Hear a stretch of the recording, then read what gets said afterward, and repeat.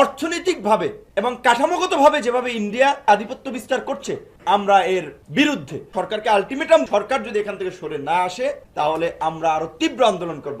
বাংলাদেশের, আমি বলছি যে ফুটপাতের হকার থেকে আনসার, চকিদার, সচিব, আমলা, ডিপ্লোম্যাট, রাজনীতিবিদ, এমপি, মন্ত্রী, এমন কোন স্তর নাই, লেভেল নাই যেখানে ইন্ডিয়ান দালাল এবং ইন্ডিয়ান এজেন্ট নাই। ওরা সবসময় ইন্ডিয়ার পক্ষে দালালি করবে। এবং আমার বিশ্বাস, আন্দোলন, মান্না ভাই বলেছেন, অনেকবার বলেছেন, শুক্র শনিবার ডেট দিয়ে আন্দোলন হয় না। আমরা বাগাড়ম্বর কথা বলেছি, আন্দোলনের চেয়ে, কাজের চেয়ে, পলিসির চেয়ে বাগাড়ম্বর কথা বলেছি, ডেট দিয়েছি, এই করেছি, সেই করেছি। এখনো মানুষের যে জনসমর্থন আছে, পরিবর্তনের যে আকাঙ্ক্ষা মানুষের মধ্যে আছে, সরকারের প্রতি যে ঘৃণা, ক্ষোভ, বিদ্বেষ আছে, পরিকল্পনা করে নামা গেলে সরকারের পতন সময়ের ব্যাপার মাত্র। কিন্তু সেই পরিকল্পনা, সেই সাহসী দৃঢ় নেতৃত্ব দরকার। নেতারা যদি বাসায় বসে টেলিফোনে নির্দেশনা দেয় যে যাও তুমি গুলশানে মিছিল করো, তুমি বনানে মিছিল করো, তাহলে এই ধরনের ফ্যাসিস্ট শক্তির পরিবর্তন কর্মীদের দিয়ে শুধু হবে না। নেতারা যখন রাস্তায় থাকবে, কর্মীরা তার নেতাকে রক্ষা করার জন্য, জান দেওয়ার জন্য রাস্তায় নামবে। সেই নেতৃত্ব আমাদের প্রয়োজন এখন, সত্যিকার অর্থে রাজপথে সেই নেতৃত্ব আমাদের প্রয়োজন। ইসলামী ব্যাংকের মতো একটা ভালো ব্যাংক আজকে ফিনিশ হয়ে গেছে। ফিনিশ করছে কারা? 2 থেকে 3টা শিল্প গোষ্ঠী ব্যাংকগুলোকে ধ্বংস করছে। শুধু ক্ষমতার পরিবর্তন হলেই রাষ্ট্র কাঠামোর পরিবর্তন হবে না।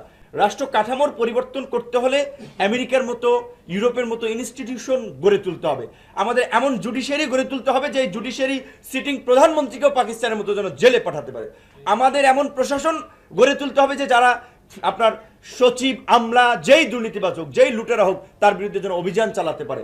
যদিও শেখ হাসিনা তো দুর্নীতিবাজদেরকে প্রোটেক্ট করছে, দুর্নীতিবাজ, দুর্বৃত্ত, মাফিয়াদের নিয়ে তো আজকের বলা চলে এই সাম্রাজ্য পরিচালনা করছে, যে সরকারি আমলারা দুর্নীতি করলেও আপনার সরকারের অনুমতি ছাড়া তাদেরকে গ্রেপ্তার করা যাবে না। তাদের বিরুদ্ধে একটা তদন্ত হচ্ছে না।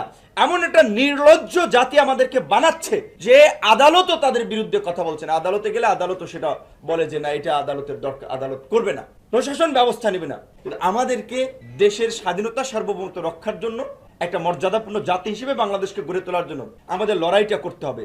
বেনজিরের বিরুদ্ধে এত আলোচনার হলো, এত রিপোর্ট হলো, বেনজিরকে গ্রেপ্তার করেছে?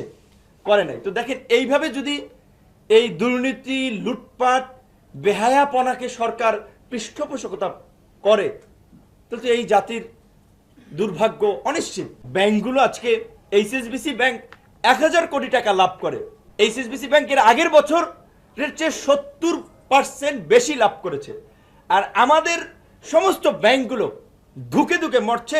আমার সর্বশেষ আহ্বান হচ্ছে যে এখানে পরিসরটা ছোট, কথা লোক খুব বেশি নাই, কিন্তু তারপরেও সোশ্যাল প্ল্যাটফর্ম বা মিডিয়ার মাধ্যমে যেখানে যাচ্ছি সেইটা আহ্বান, নেতৃবৃন্দ আছে যারা, আমরা যে আন্দোলনে চলছি, আন্দোলনের আমাদের বিকল্প নাই।